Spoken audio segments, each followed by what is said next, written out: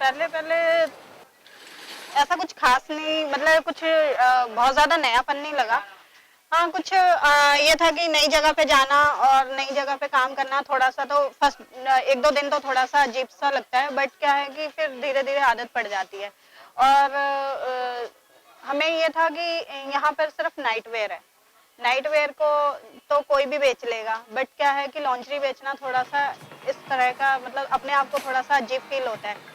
लेकिन फिर उसमें ऐसा कुछ नहीं है कि 2-4 दिन देखा ट्रेनिंग, मतलब ऐसा भी नहीं लगा कि बहुत ज़्यादा ट्रेनिंग की ज़रूरत है इसको सीखने के लिए। अपना माइंड होना चाहिए इसको समझने के लिए और दूसरों को पहनाने के लिए कि उनको क्या फिट आना चाहिए और क्या नहीं आना चाहिए। लॉन्ड्री इंडस्ट्री में और बाकी इंडस्ट्रियों में फ़र्क है और नहीं भी। वो इसलिए क्योंकि और इंडस्ट्री में ये होता है कि बहुत ही आसान है, कोई भी कुछ भी मतलब बेचने में कोई उनको शर्म नहीं आती, और वो 1-2 बार देखते हैं उसके बाद वो ट्रेंड हो जाते हैं, तो उनको समझ आ जाता है कि कौन सी चीज़ को हमने कैसे कन्विंस करके कस्टमर को देना है।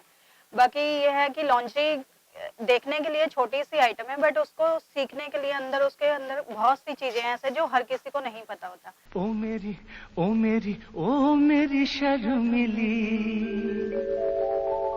ओ मेरी ओ मेरी ओ मेरी शर्मिली।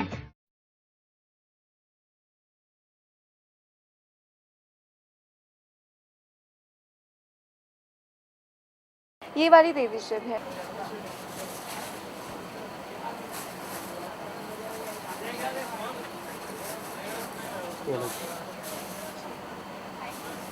ब्लैक पैकेट स्पेसिफिकली क्यों यूज करते हैं? वाइट में तो जो जैसे बाहर जाते हैं तो ट्रांसपेरेंट सब नजर आता है हर किसी को, ब्लैक में अगर कोई नजर नहीं आएगा, कुछ अच्छा नहीं लगता ना। तो नजर आना बुरी बात है। हाँ। मैं जब फर्स्ट टाइम आई थी ना, तो मुझे रिटेल लाइन के बारे में इतना कुछ नॉलेज नहीं था ना, तो जब मैं पहली बार आई तो मुझे एथनिक वेयर के बारे में बताया गया कि तुम्हें कुछ जॉब, मैंने भी बोला कि मुझे जॉब चाहिए, तो कोई तो मेरी फ्रेंड्स है ना वो मुझे साथ लेके गई, तो उन्होंने बोला कि एथनिक वेयर में करोगे, ऐसे बोल के लेके गई थी। जब मैं फर्स्ट टाइम लॉन्ड्री में आई तो मैंने एकदम देखा ये क्या चीज़ है, इनके बारे में तो मुझे कुछ पता भी नहीं था ये है क्या। तो पहली बार जब किया मैंने तो अजीब सा लगा पहले मुझे कि अटपटा सा कि ये क्या है ये लॉन्ड्री। तो 1-2 दिन तो मैंने दिखाया नहीं, मैं खड़ी रहती थी लड़कियों के साथ जैसे एकदम सीधी चुपचाप से ना सीधा के देखती रहती थी कि ये कैसे दिखा रहे हैं क्या है। शर्म भी लगती थी साइज वाइज पूछने में, जैसे यहाँ तो एकदम बोलते ना कि साइज क्या है, तो कई अटपटे कस्टमर भी आते थे कि बोलते थे कि ये क्या देख रहे हो, ये मेजरमेंट करके ही पता चलेगा ना आपको, एकदम देख के कैसे पता चल रहा है कि ये क्या कहते हैं कि तुम क्या साइज दिखा रहे हो, मेजरमेंट करोगे तभी पता चलेगा। तो ऐसे अजीब सा लगता था कि दिखाने में, कई बार तो मैं चली जाती थी उठ के, काउंटर में नहीं खड़ी होती थी, शर्म आती थी, पीछे मुँह करके हंसने लग जाती थी ये क्या चीज़ है। मेरे घर में अभी किसी को भी पता नहीं है इसके बारे में कि मैं ये क्या जॉब करती हूँ लॉन्ड्री के बारे में। घर में पूछते हैं मुझसे कि कौन सी जॉब करते हो आप, तो मैं रिटेल लाइन में एथनिक वेयर बता देती हूँ, मतलब कि मैं एथनिक वेयर सूट लाइन में हूँ, ये नहीं बोलती कि मैं डिग्री में लॉन्ड्री केस में हूँ। तो घर वालों को तो थोड़ा बहुत पता लगा था, अभी तक बताया नहीं है मैंने। हमारे घर के लोग ना सब पुराने कहलाते हैं, और मेरे क्या कहते हैं जब कोई पड़ोसी आते हैं ना यहाँ पे लॉन्ड्री में देखने के लिए कि क्या कहते हैं कि कहाँ पे कौन सी जगह स्टोर में जॉब करते हैं, ये तो देख के आते हैं, मीना से मिल के आते हैं, तो जब वो एकदम आते हैं ना तो तो मैं बोलती हूँ उनको कि देख सीढ़ी में देख लेती हूँ उनको कि ये आ रहे हैं, तो मैं कभी ट्रायल में चली जाती हूँ या फिर कभी मैं किड्स वेयर में चली जाती हूँ। पहली ब्रा कब पहनी थी आपने मीनू दीदी? मैंने शादी के बाद।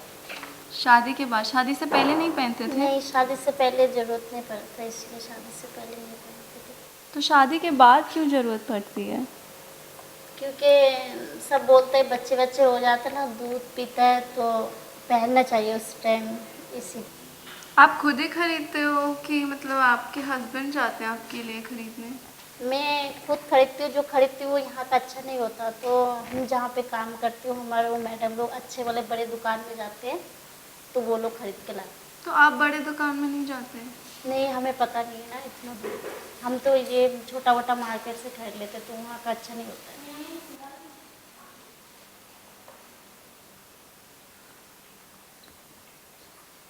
शादी से पहले क्या पहनते थे आप? वो अब ये हिंदी में क्या बोलते हैं ये तो पता नहीं, लेकिन हमारे तरफ तो टेप बोलते हैं उसको, जैसे समीज बोलते हैं, वही पहनते थे। समीज पहनते थे। ठीक। क्या साइज़ है आपका? ऐसे समीज का तो साइज तो पता नहीं, लेकिन ब्रा तो हम 38 पहनते हैं। 38।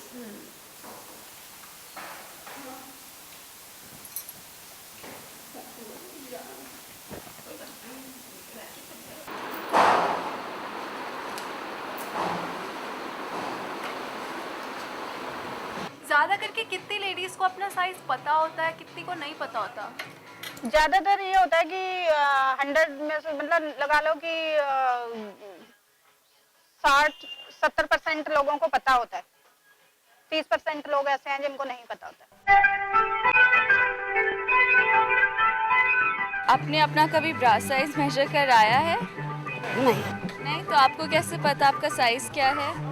पता चले टेलर से पता चल जाता है ना। आपने कभी अपना ब्रा साइज़ मेजर कराया है? नहीं, तो आपको कैसे पता आपका साइज़ क्या है? ये तो बड़ा गंदा क्वेश्चन है, मैं नहीं करती। Have you ever gotten your bust measured? No. So how do you know what size you have to wear? Yes. Have you ever gotten your bra size measured by a professional? No, So then how do you know what size to wear? पता ही है, पता करवाने की जरूरत नहीं पड़ी। Have you ever gotten your bra size measured? No, So how do you know your size? Just try that. Have you ever got yourself measured by a professional? Yes, I have. Have you ever got your bust measured? Not exactly. How do you know your size then? My mama used to buy. Have you ever gotten yourself measured? no, not at all. Then how do you know your size? I just take the tape and measure it myself. Because this is India.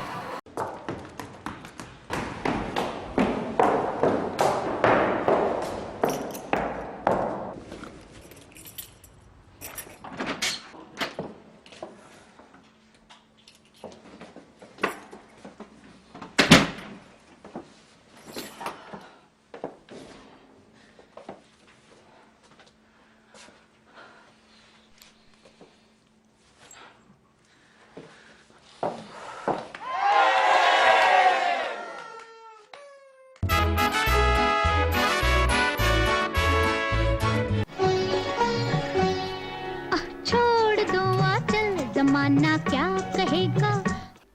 पहले, बहुत पहले तो घर में ladies खुद बनाती थी, और उसके बाद जो नहीं बना पाता था वो दर्जन आती थी और घर में नाप लेकर और सिल देती थी। लेडीज़ अपने आप बनाती थी, कटिंग करके, अपने आप से फिटिंग करके। पहले लड़कियां किसी को नाप नहीं देती थी, कोई भी लेडीज़ है किसी और पर्सन को नाप नहीं, इसलिए लेडीज़ टेलर आती थी, वो सिलती थी या खुद सिलते थे। हमारी नानी सिलाई बहुत बढ़िया करती थी, वो खुद सिलती थी। मम्मी सिलती थी, हमारी मामी लोग सब बहुत सुंदर सिलते थे, और मैंने भी उन्हीं लोगों से सीखा है, और बेटी को भी पहनाया है, पर स्टार्टर। उसके बाद तो कोई घर का पहनना पसंद नहीं करता, बाहर की ज़्यादा सुंदर कंफर्टेबल आने लगी है, ईजी आने लगी है। उसकी ड्राफ्टिंग होती है, नाप से ड्राफ्टिंग बनाई जाती है। पहले 2 रुमाल बनाए जाते हैं, उसको जोड़ा जाता है, फिर नीचे का हिस्सा पूरा बनाते हैं, फिर पीछे का हिस्सा बनाते हैं। कभी डोरी लगा लो उसमें, कभी हुक लगाते हैं, या फिर बटन और बटन होल बना के बनाते हैं। Unlike the structured European history, there is no history of the bra in India. At best, one can only second guess it. There are no records and no advertisements. All we know conclusively is that the bra is a colonial product. In Europe, during the Renaissance period, corsets were first introduced. Firm breasts were a symbol of fertility. In 15th century, back home in India, culture of wearing tight cholis had started in royal families of South India and Rajputana, while commoners wore unstitched cloth around their bosoms. During the First World War, bra wearing took off.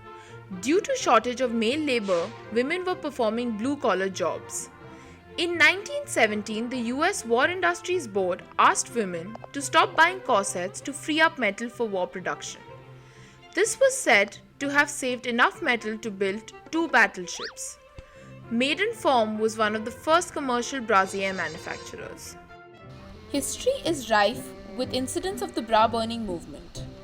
It is an urban legend. Women symbolized the bra as a shackle and discarded it. The movement didn't resonate in India. In the early 20th century, many Indian women threw off their dupattas and veils. That was a potent symbol in Indian context. In Kerala in the early 20th century, there was the breast cloth struggle when lower class women protested for the right to cover their breasts. The practice was lower class women weren't allowed to cover their breasts as they were seen to be objects for the Nambutri Brahmins and upper class men. Through the course of time, bra wearing has become more mainstream, starting from urban areas, but not restricted to them. Do you think you're one of the first filmmakers to have refuted the bra burning event in India? And if yes, how do you think it has become such an integral, almost indispensable part of popular culture? Maybe I'm the first documentary filmmaker to dispel that myth because I made a film about feminism and so I dealt with the idea head on. And probably nobody had a reason to really talk about it before. I don't know, I mean by popular culture you would probably mean a few English speaking people who even know about it. And it's part of popular culture in the West as well, right? I mean to say, oh, she's a bra burning feminist means she's some kind of a Nazi feminist or whatever. And that's because when there was a big protest in the US of feminists, including Gloria Steinem and people like that, against the Miss USA contest, they burnt a lot of objects that they associated with feminine oppression. So, yeah,